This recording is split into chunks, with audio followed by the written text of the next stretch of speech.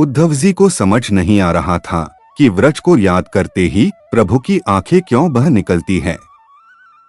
जीव जब अपना जीवत्व छोड़कर ईश्वर के साथ प्रेम से तन्मय हो जाता है, तब ईश्वर अपना ऐश्वर्य भूल जाते हैं। श्री कृष्ण मथुरा के राजा थे, पर आज अपना ऐश्वर्य भूल गए हैं। प्रेम में पागल बने रथ के पीछे दौड़ रहे हैं। तब उद्धव जी बोले, आप राजा है, आप ईश्वर है। आपका इस प्रकार रथ के पीछे दौड़ना शोभास्पद नहीं है। आप चिंता न करें, मैं सबको भली भांति उपदेश दूंगा। अब प्रभु रुक गए और सोचते हैं, मेरा उद्धव भाग्यशाली है जो प्रेम भूमि में जा रहा है। वे रथ को देखते ही रहे। उद्धव अभी भी सोच रहे हैं कि व्रज में ऐसा क्या है। उद्धव प्रेम तत्व को बराबर नहीं जानते। इस तरफ जब से कन्हैया ने गोकुल छोड़ा है, वन की कुंजें वीरान सी हो गई है। यमुना का जल गोपियों के आंसुओं की धारा सा लग रहा है। गायों ने घास खाना छोड़ दिया है और मथुरा की दिशा निहारती रहती है। श्याम विरह में हर कोई व्यथित है, व्याकुल है।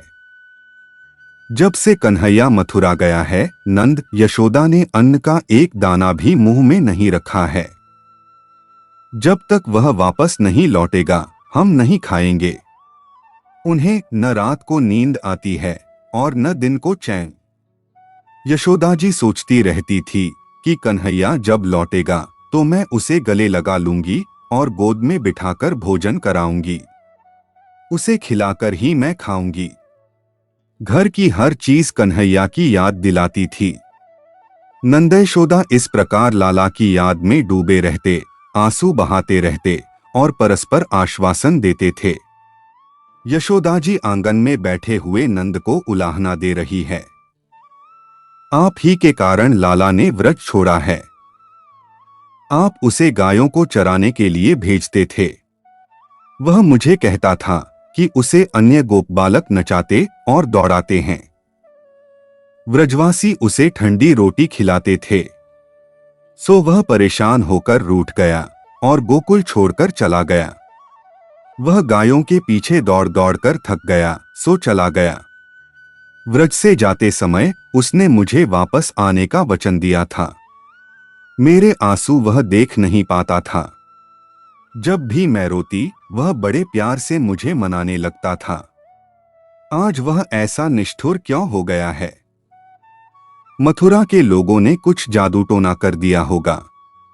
मैंने सुना है कि मेरा लाला मथुरा का राजा बन गया है। मुझे यह सुनकर खूब आनंद हुआ है। पर वह यहाँ क्यों नहीं आता? लाला को इस प्रकार याद करके यशोदाजी रोने लगी।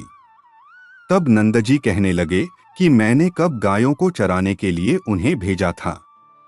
वही मुझे कहता था कि गायों की सेवा के लिए ही उसका जन्म हुआ है। उसे गायों के बिना चैन नहीं आता था। उसके विरह में गायों ने भी खाना पीना छोड़ दिया है। वे दुबली हो गई है। गंगी गाय तो घर पर भी नहीं आती, भूखी प्यासी वृंदावन में घूमती रहती है। मैं दुख के मारे गौशाला में पांव तक नहीं रख सकता हूँ।